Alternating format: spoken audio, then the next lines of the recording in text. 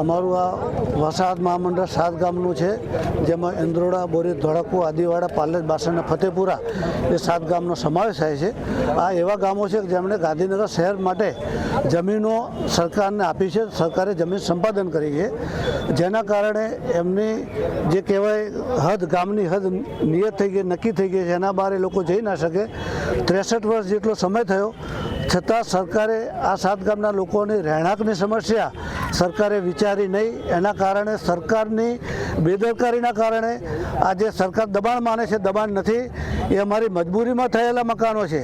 એ સરકાર જેમ Rajkot, Bhavnagar, Surat municipal corporation માટે ડિસેમ્બર 2016માં મહેસૂલ વિભાગે જે ઠરાવ કર્યો અને એમના જે નિયમિત કરી આપવાની જે પોલિસી બનાવી, એ પોલિસીની લાઈન પર અમને બી આ 7 ગામ માટે બી સરકાર અમને અમારા મકાનો કાયદેસર કરી આપે, એમને પ્રોપર્ટી કાર્ડ આપે હુકમ કરી, એવી અમારી માગણી છે। એ ઉપરાંત જે ઘરોમાં 4-4, 5-5 પરિવારો ભેગા રહે છે, એમને આવાસ બનાવીને સરકાર રાહત દરે આવાસ યોજનાનો લાભ આપે, ગામે જ બનાવે।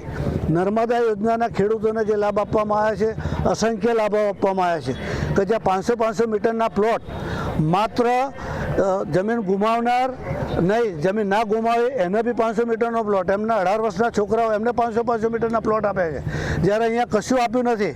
સરકારને એક સૂત્રતા રાખી તમામને સમાન રાખે એવી અમારી માગણી છે। અમારી આ માગણી પૂરી કરવામાં આવે એના માટે આ ઉપવાસ